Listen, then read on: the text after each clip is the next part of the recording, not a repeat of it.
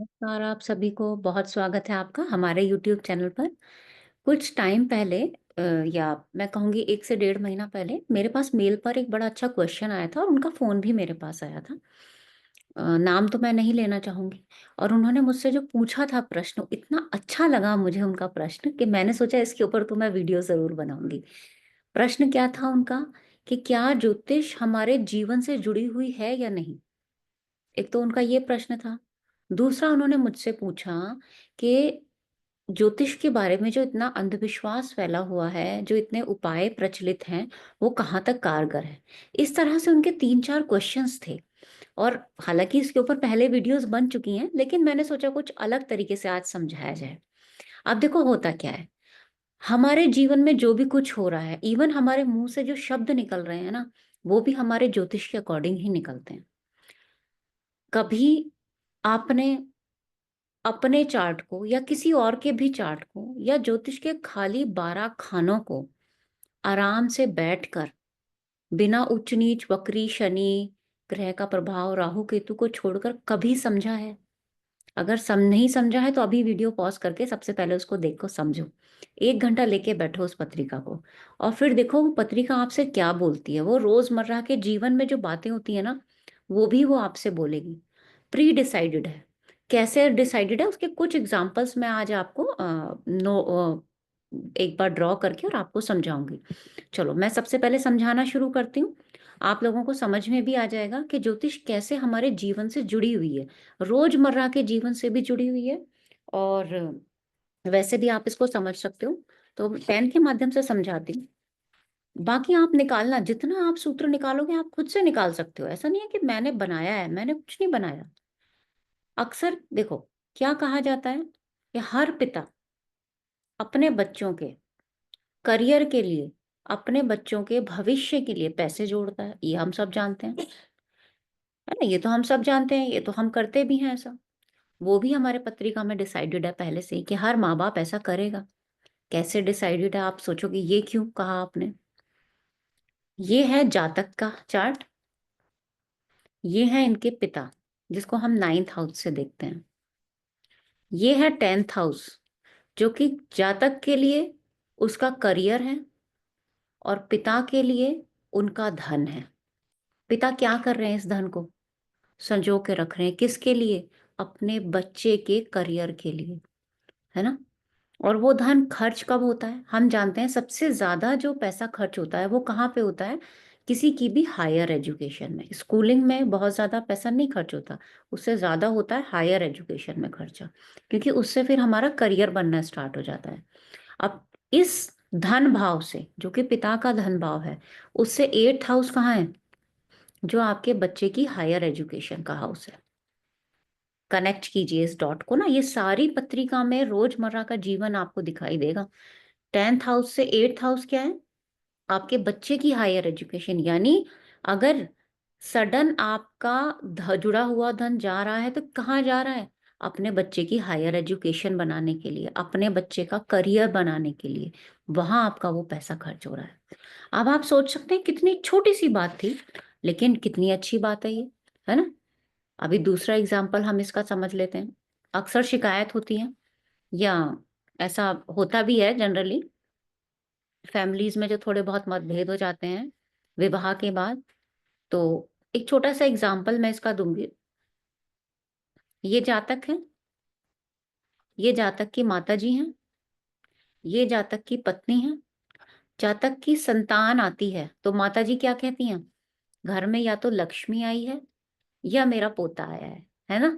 ऐसा कहा जाता है ना, बहुत खुश होते हैं कि मेरा धन आया है, मेरे घर में लक्ष्मी आई है। ये माता बहुत खुश होती है क्योंकि उनसे सेकंड है, उनको लगता है कि ये मेरा धन है, ये मेरे वंश को आगे बढ़ाएगा।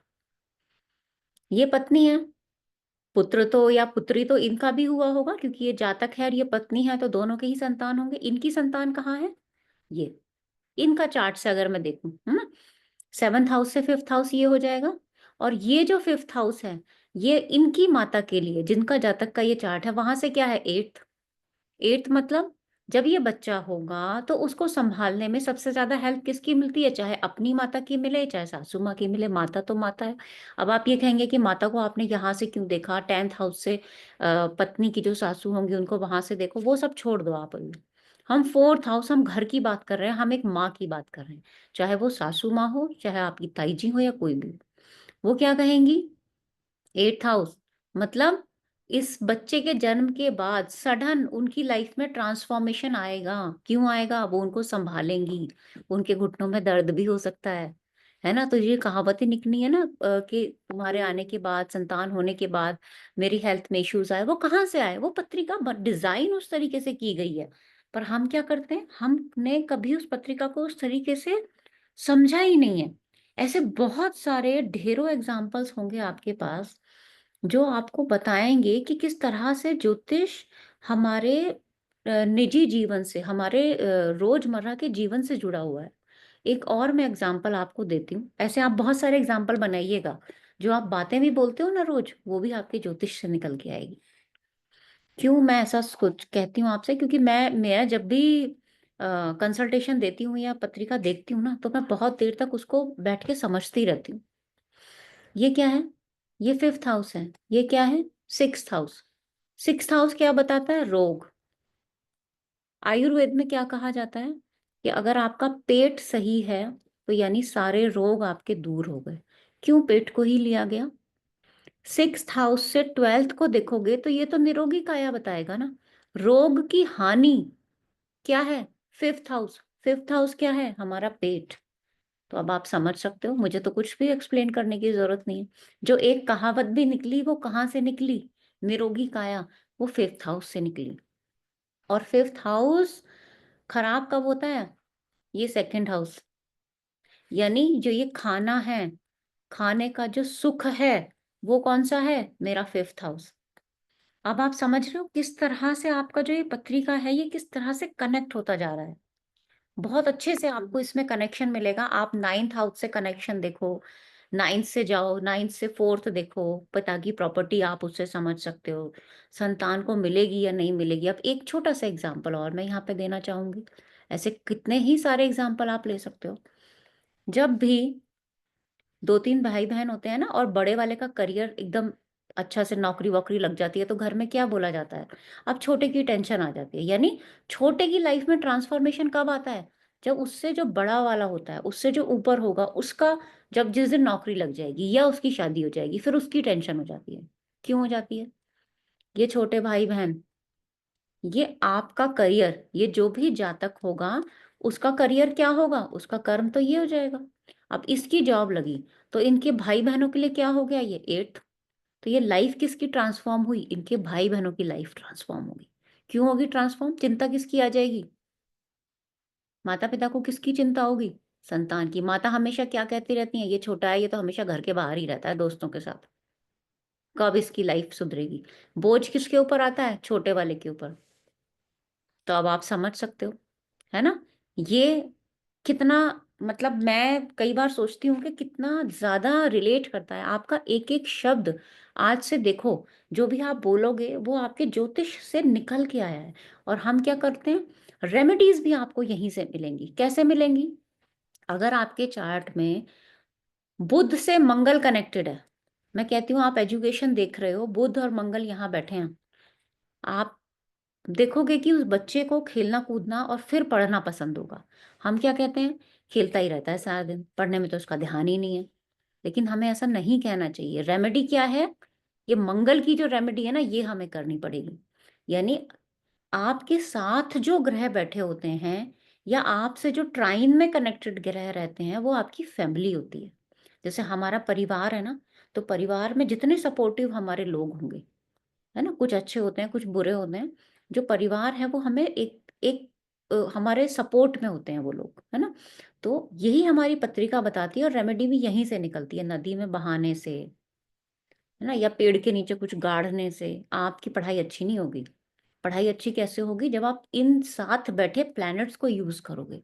और यूज़ कैसे करोगे? बिल्कुल एकदम नेचुरल वे में उस चीज़ को यूज़ करके देखो। आप देखोगे आपको रिज़ल्ट मिलेगा। इसीलिए तो लोगों की रेमेडीज़ काम नहीं आती हैं और वो रेमेडी करते-करते थक जाते हैं और ब्लेम किसके ऊपर आता है? ज्योतिष के ऊपर। तो आज मैं आपसे ही एक प्रश्न करूँगी कि क्या आपने कभी भी ज्योतिष को इस तरह से 2 मिनट बैठ के पत्रिका को समझा? और समझा हो तो कमेंट में ज़रूर बताइएगा। रेमेडी निकालने की कोशिश की, देखने की कोशिश की कि रेमेडी बनती कैसे है, रेमेडी निकलती कैसे है। बुध के साथ हमेशा सूर्य कनेक्टेड रहता है, तो एजुकेशन में फादर का क्या रोल रहता है हमेशा।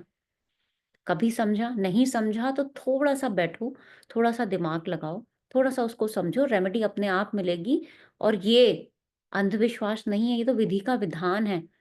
चेंज करना या ना चेंज करना उसका समाधान भी इसी में ही दिया हुआ है, आपके ज्योतिष में ही। जो ग्रह जिसके साथ बैठा है वो उसका इम्पैक्ट देगा ही देगा। तो उस इम्पैक्ट को हमें किस तरह से यूज़ करना है। अगर शुक्र के साथ मंगल है, तो पत्नी से लड़ाई होगी ही होगी। लेकिन मंगल का आप कुछ और भी तो यूज़ कर सकते हो। मंगल को तो यूज़ करना है, जैसे घर में एक शरारती बच्चा होता है, अगर हम उसको कोई काम ही ना बताएँ, तो वो तो डिस्टर्ब करेगा ना, वो कहेगा मुझे तो खाली बैठा के रखा हुआ है तुमने यहाँ पे, मैं क्या करूँ? तुम लोग सब मूवी देख रहे हो आराम से, तो वो आपको डिस्टर्ब करेगा। तो उस बच्चे को मुझे इन्वॉल्व करना है, वो बच्चा कौन-सा प्लैनेट है, वो रेमेडी किस चीज़ की चाहिए और किस तरह से चाहिए और कितना वो मुझे प्रभावित करेगा, ये सब हमारी दशाएँ बताती हैं। इस पत्रिका को बहुत ध्यान से देखो, आपकी सासू माँ का कहा हुआ एक शब्द, आपके हस्बैंड का कहा हुआ एक-एक शब्द आपको अपनी पत्रिका में दिखाई देगा और बहुत अच्छे से आप डेली का प्रेडिक्शन भी कर सकते हो। मैं ये नहीं कह रही हूँ कि मैं खाली यूट्यूब पे आने के लिए बोल रही हूँ ताकि मेरे फॉलोअर्स बढ़ें, ऐसा नहीं है। मेरी क्लास के जो स्टूडेंट्स हैं वो सीख रहे हैं और आप भी धीरे-धीरे इस चीज़ को सीखोगे। खुद से प्रैक्टिस करो ना, हमने भी प्रैक्टिस की है। जहाँ से आप सीख रहे हो वहीं से हमने सीखा है। लेकिन ये हो सकता है कि प्रैक्टिस शायद करते-करते 15 साल हो गए हैं अब तो उसका अनुभव भी कुछ एक मैटर रखता है। तो आप प्रैक्टिस करेंगे तो आपका भी अ, ऑब्वियसली थोड़ा-सा बढ़ेगा दायरा और मुझे उम्मीद है कि चैप्टर अच्छा लगा होगा और जिनका भी ये क्वेश्चन था उससे मेरे को एक वीडियो बनाने की जो इच्छा मेरे अंदर जागृत हुई, मैं बहुत धन्यवाद करना चाहूँगी उनका कि उन्होंने मुझसे ऐसा क्वेश्चन पूछा ताकि मैं वीडियो बना पाई इसके ऊपर। तो आज के लिए इतना ही रखेंगे। बहुत-बहुत धन्यवाद। नमस्कार।